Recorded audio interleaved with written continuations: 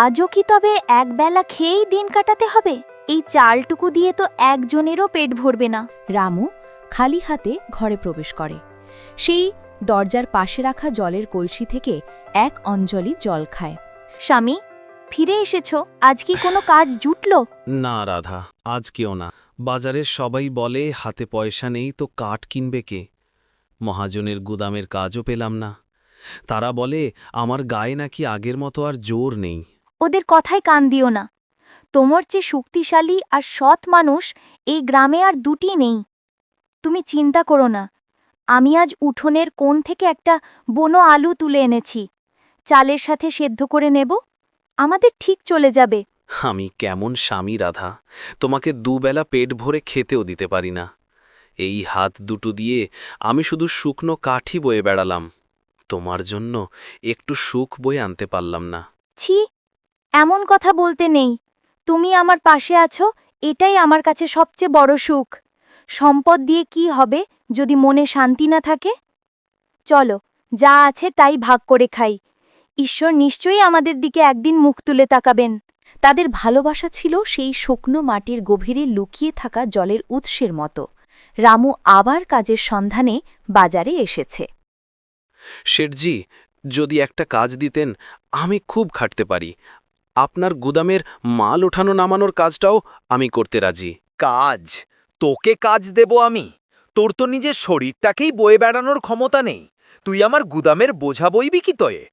তাছাড়া তোর কাছে আমি যে ৫ টাকা পাই সেটা আগে শোধ কর, তারপর কাজের কথা ভাবিস। শেঠজি, আমার মা অসুস্থ থাকার সময় আমি ওই টাকাটা ধার নিয়েছিলাম। হাতে পয়সা এলেই আমি আপনার ধার শোধ করে দেব। দয়া করে আমাকে একটা সুযোগ দিন। অপমানের আঘাত তরবারির আঘাতের চেয়েও গভীর। রামু সেদিন বুঝতে পেরেছিল এই পৃথিবীতে দরিদ্র হওয়াটাই সবচেয়ে বড় অপরাধ। হে ঈশ্বর, তুমি কি সত্যিই আছো? যদি থাকো তবে ভালো মানুষদের এত কষ্ট কেন দাও? আমার রাধা অভুক্ত, আমার ঘরে দানা নেই। আমি আর পারছি না, আমি আর এই বোঝা বইতে পারছি না। বনের গভীরে একটি ঝোপের আড়ালে রামু গঙ্গানির শব্দ শুনতে পায়। সে এগিয়ে গিয়ে দেখে একটি অপূর্ব সুন্দর পাখি শিকারীর ফাঁদে আটকে ছটফট করছে। আহারে, কি সুন্দর পাখি! কিন্তু শিকারীর ফাঁদে পড়ে ওর কি অবস্থাই না হয়েছে। যদি ওটাকে সাহায্য না করি তবে ও নির্ঘাত মারা যাবে। এক মুহূর্তের জন্য তার মনে হয় এই পাখিটাকে ধরে বাজারে বেচে দিলে হয়তো ভালো দাম না। পাওয়া যাবে। তুইও আমার মতোই এক অসহায় প্রাণী। আমি তোকে কষ্ট দিতে পারবো না। ভয় পাস না, আমি তোকে আমার সাথে নিয়ে যাব। আমার ঘরে যা আছে তাই দিয়ে তোর সেবা করব। সুস্থ হয়ে গেলে তুই আবার তোর আকাশে উড়ে যাস। রামু খুব সাবধানে ফাঁদের দড়ি কেটে পাখিটিকে মুক্ত করে। স্বামী, কাঠ না এনে তুমি এ কাকে ধরে এনেছো? আমি ওকে অসহায় অবস্থায় ফেলে আসতে পারলাম না রাধা। আহা, বেচারির খুব লেগেছে। তুমি ঠিকই করেছ। যে নিজের সামান্য খাবারের জন্য অন্য প্রাণীর কষ্ট দেখেও মুখ ফিরিয়ে নেয়, সে তো মানুষই নয়। রামু এবং রাধা তাদের জন্য রাখা একমাত্র বুনো আলু সেদ্ধটি পাখিটির সামনে রাখে। সেদিন রাতে রামু আর রাধা শুধু জল খেয়ে ঘুমিয়েছিল। তাদের পেটে ছিল খিদে, কিন্তু মনে ছিল এক অদ্ভুত প্রশান্তি। পরদিন সকালে রামু ঘুম থেকে উঠে দেখে পাখিটি তার খাটিয়ার পাশে বসে আছে। ভয় পেও না দয়ালু মানুষ, আমি কোনো সাধারণ পাখি নই। আমার নাম মানিক। আমি এই বনের জাদুর প্রহরী। এক দুষ্ট শিকারী আমাকে ফাঁদে ফেলেছিল। তুমি নিজের জীবন বিপন্ন করে আমাকে বাঁচিয়েছ। তোমাদের নিঃস্বার্থ ভালোবাসা আর দয়ায় আমি মুগ্ধ। তোমরা নিজেরা অভুক্ত থেকেও আমাকে তোমাদের খাবার দিয়েছ। আমি তোমাদের এই ঋণ শোধ করতে চাই। পাখিটি তার মুখ থেকে একটি উজ্জ্বল ছোট রুবি পাথর বের করে রামুর সামনে রাখে। এই মণিটি নিয়ে যাও। এটা বিক্রি করে তোমাদের সব দুঃখ ঘুচে যাবে।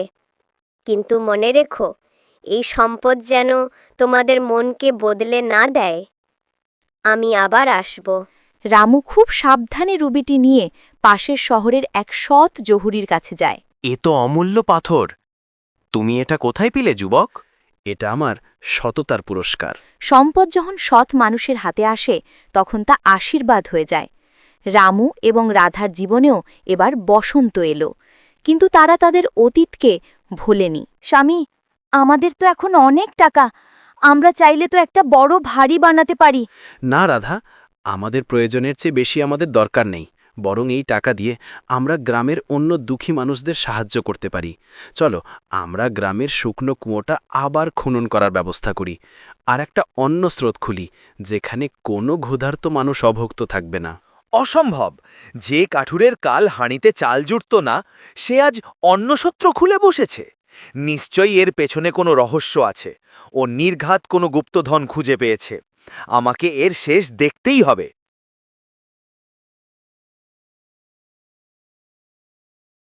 সোনার পাখি! যে পাখি মণি দেয়, তাহলে তো গুপ্তধন আমার হাতের মুঠোয়।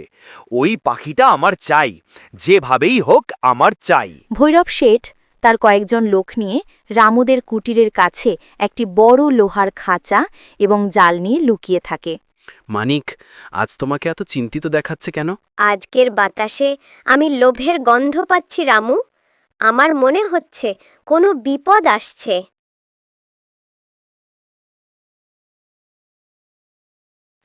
ধরে ফেলেছি। এবার তুই আমার। বল, আমাকে হিরে জহরাত দে, না হলে আমি তোর ডানা কেটে ফেলব। শেঠজি, ওকে ছেড়ে দিন, ওর কোনো ক্ষতি করবেন না। চুপ হতভাগা! আজ থেকে এই পাখি আমার, এর সব সম্পদ আমার। খাঁচার ভেতরে মানিক পাখিকে শান্তভাবে ভৈরব শেঠের দিকে তাকায়। মূর্খ মানুষ, তুই ভাবিস আমি তোকে সম্পদ দেব? আমার উপহার শুধু তাদের জন্য যাদের হৃদয়ে ভালোবাসায় পূর্ণ, লোভে নয়। তুই তোর বিনাশ নিজেই ডেকে এনেছিস। বড় বড় কথা! আমি দেখব তুই আমাকে সম্পদ না দিয়ে যাস কোথায়। বল, আমাকে তোর সব মণিমুক্তা দে।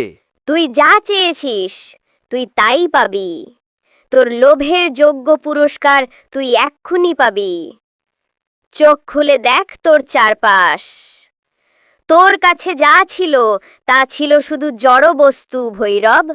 সত্যিকারের সম্পদ তুই কোনোদিন চিনতেই পারিসনি। ভৈরব শেঠ অবাক হয়ে দেখে তার সিন্দুকে রাখা সোনার মোহরগুলো ধীরে ধীরে কালো পাথর হয়ে যাচ্ছে। এ কি হচ্ছে? আমার সোনা, আমার সম্পদ! একটি তীব্র আলোয় খাঁচাটি গলে যায়। মানিক পাখিটি মুক্ত হয়ে উড়ে যায়।